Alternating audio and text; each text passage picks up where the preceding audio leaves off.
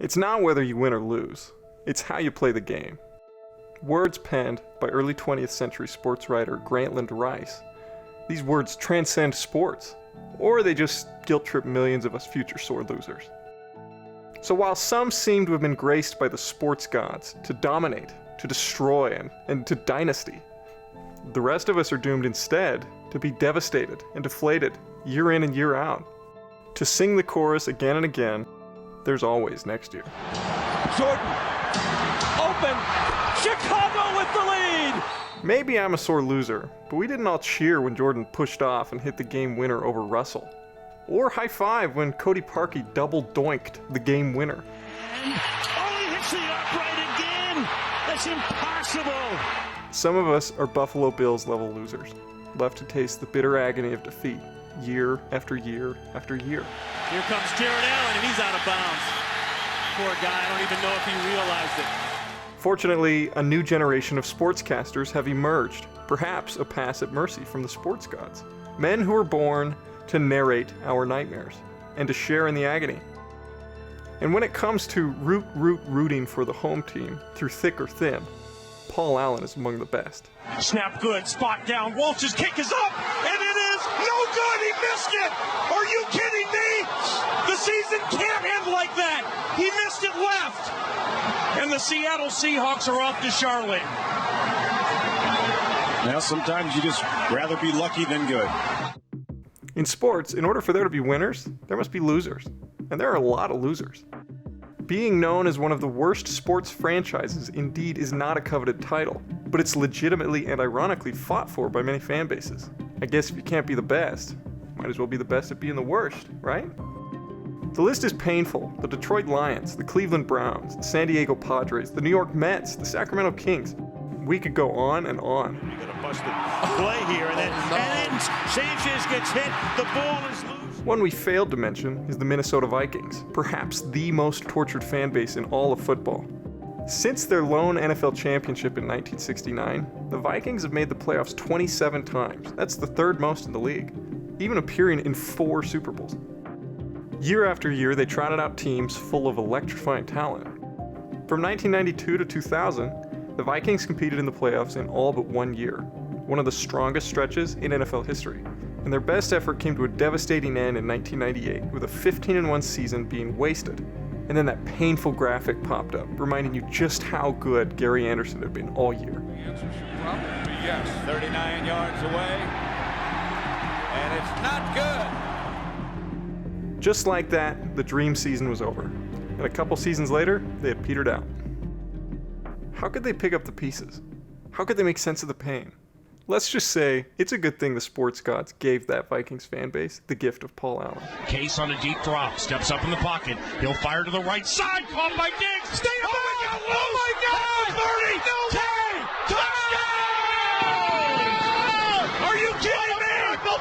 It's a Minneapolis miracle! Narrating with a bias is anything but easy, having to toe the line between being a giant fan of one team while also, fairly calling the game. As a result, it's impossible for them to leave emotion out of the game.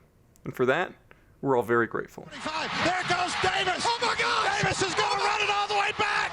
Auburn's going to win the football game! Auburn's going to win the football game! And in and out. Oh! You don't like that! You don't like NBA basketball! 3-2 pitch. Swung on a drill to right field. Going back Sanders on the track at the wall. See ya! See ya! See ya! A home run by Derek Jeter. He pumps his fist in the air as he rounded first. Oh, what a ball game! A game-winning walk-off home run by Derek Jeter. He is Mr. November. Back to Minnesota. In 2003, the Vikings were teetering on the edge of the playoffs for the first time since 2000. Behind Dante Culpepper and prime Randy Moss, the Vikings' high-powered offense produced a league-best 6,294 yards, nearly 400 yards of offense per game. Moss single-handedly stretched the field, setting his own career high with 1,632 receiving yards, and leading the league with 17 touchdown receptions. This made him only the second receiver to average more than 100 yards and 1 touchdown per game, in good company with Jerry Rice. But despite this efficient juggernaut of an offense, the Vikings entered Week 17 a pretty unimpressive 9-6 and had to win to make the playoffs. Their opponent? The league's lowest scoring 3-12 Arizona Cardinals. A dismal team tanking for a draft pick to pair with their brilliant Offensive Rookie of the Year Anquan Boldin. But Cardinals fans had different plans. Forget the number 1 pick. Play the spoiler. A sad slogan for a sad team. Blake on second down. Intercepted. The Cardinals were so bad, in fact, that one of the only stats they led the league in that year was percentage of drives ending in an offensive turnover. Nearly 20%. Needless to say, the high-powered Vikings were virtually guaranteed to win and return to the playoffs. It's up and hits the upright but goes through. Up 17-6 with 6:48 to go, the game was in the bag. But a strong drive brought the Cardinals back within 1 possession with 1:54 remaining, followed by some flashy trickery for the always unlikely onside kick recovery, ultimately culminating in one unforgettable moment with Paul Allen painfully yet again on the call. A call for the ages. Here it is. The season's on the line. 2 receivers left and right. McCown takes the snap. He steps up. He's all by himself. Fires into the end zone. Caught! Touchdown! No! No! The Cardinals have knocked the Vikings out of the playoffs! For most teams, luck and talent seem at some point to align and put them on the right side of history.